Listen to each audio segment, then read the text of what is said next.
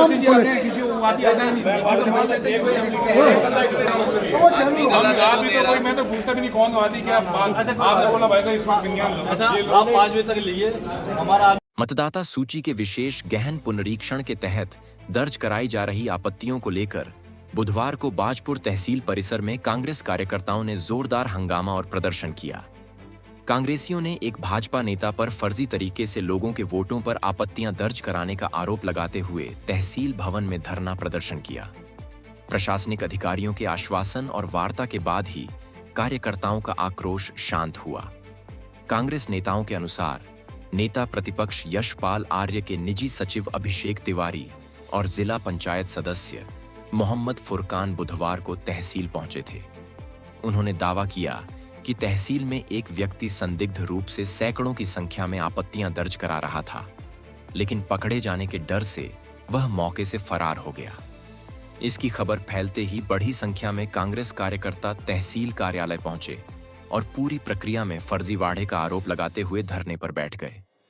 प्रदर्शनकारियों ने मांग रखी कि SIR प्रक्रिया के तहत दर्ज हो रही आपत्तियों में पूरी पारदर्शिता बरती जाए और इस मामले की निष्पक्ष जांच कराकर दोषियों पर खड़ी कार्रवाई हो। धरने के कारण काफी देर तक प्रशासनिक हलके में अफरा तफरी का माहौल बना रहा। मौके पर पहुंची उप जिलाधिकारी ऋचा सिंह, कोतवाल नरेश चौहान और तहसीलदार प्रताप चौहान ने आक्रोशित कार्यकर्ताओं को समझाया। कांग्रेस नेताओं ने अधिकारियों के समक्ष शर्त रखी कि आपत्तियां दर्ज किए जाते समय उनके 2 प्रतिनिधि मौके पर मौजूद रहेंगे और प्रशासन किसी भी सूरत में बल्क में आपत्तियां स्वीकार न करे।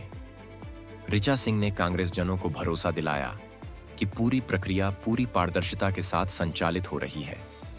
दर्ज आपत्तियों पर नियमानुसार सुनवाई कर उनका निस्तारण किया जाएगा और जो भी आपत्तियां फर्जी पाई जाएंगी उन्हें तुरंत खारिज कर दिया जाएगा।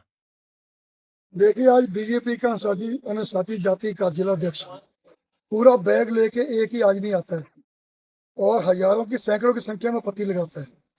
वो हमारे जो यहाँ के हमारे मंत्री जी के अभिषेक जी हैं और हमारे लोगों ने उनको मौके पकड़ लिया।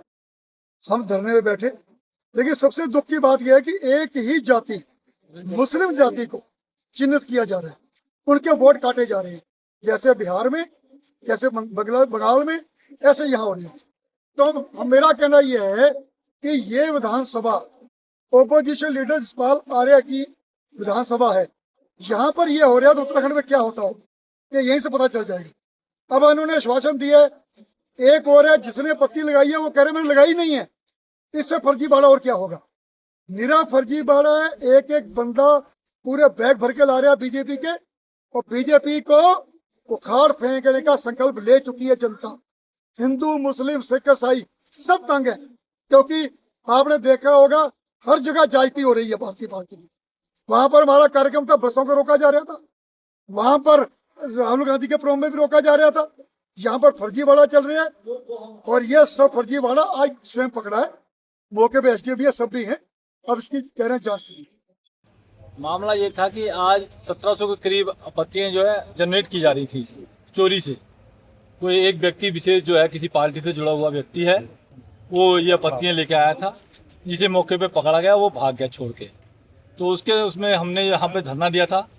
हमारी उप जिलाधिकारी महोदय जो निर्वाचन अधिकारी हैं वो यहाँ उपस्थित थी। उन्होंने कहा कि किसी भी आपत्ति को जो है ऐसे स्वीकार नहीं किया जाएगा। अगर वो व्यक्ति स्वयं आएगा यहाँ पर आपत्ति देने कल 11:55 तक, तो उसकी आपत्ति को स्वीकार किया जाएगा, अन्यथा सारी आपत्तियां निरस्त कर दी जाएंगी। तो हम लोग जो है इस बात से सहमत हैं और हम ये भी कहना चाह रहे हैं आपके माध्यम से, अगर कोई भी अन्याय किसी भी वोटर के साथ हुआ, किसी का भी नाम काटा गया, चाहे लोगों को टारगेट कराया जा रहा है, जो एक कम्युनिटी को टारगेट करके हमने अभी देखी ये 1700 आपत्तियों में से मुझे लगा कि 1600 आपत्ति जो है एक ही कम्युनिटी की थी, जिसको टारगेट किया जा रहा है। और ऐसे लोगों के नाम से आपत्ति दर्ज की गई है जिनसे हमने फ़ोन पर वार्ता की। उन्होंने कहा कि हमने कोई आपत्ति नहीं लगाई, हम किसी को जानते नहीं, रहने वाला वो जयपुर यहाँ का अपना रजपुरे का है और आपत्ति उसकी दर्ज हो गई है मुगाखेड़ागंज में जाके।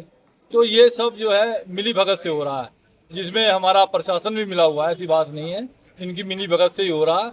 मगर बाजपुर विधानसभा में ऐसी धांधलेबाजी नहीं होने दी जाएगी। सारे हमारे कांग्रेस के कार्यकर्ता जागरूक हैं। अगर कहीं पे भी हमें पता लगा तो हम प्रशासन की ईंट से ईंट बजा देंगे, ये हम लोगों ने तय कर लिया। जय हिंद, जय उत्तराखंड। देखिए आज सुबह तहसील में ये संज्ञान में आया कि कुछ जो पार्टी के कार्यकर्ता थे उनके द्वारा यहाँ कार्यालय में आने के बाद जो फॉर्म 7 में आपत्तियां हमको प्राप्त हुई हैं उनको उन उस पर आपत्ति करते हुए उनको उन्होंने वहाँ से उठा लिया और उनका ऑब्जेक्शन ये था कि ये आपत्तियां जो है जिन व्यक्ति ने की है वो व्यक्ति इनसे मुकदमे हैं, ये जनरल लोग नहीं हैं।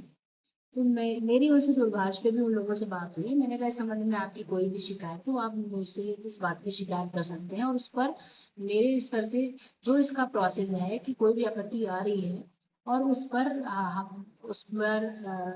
हम जो आपत्ति करता है उसको और जिसके खिलाफ आपत्ति हो रही है उसमें जब हम नोटिस जनरेट करते हैं उनको दोनों को सुनने के बाद ही साक्ष्य का अवसर देने के बाद और जो सुनवाई का इसमें समय निर्धारित होता है 7 दिन जो सुनवाई का समय है उसके उपरांत ये सारी कार्रवाई भी करने के उपरांत ही इस पर प्रोसेस अपनाएंगे।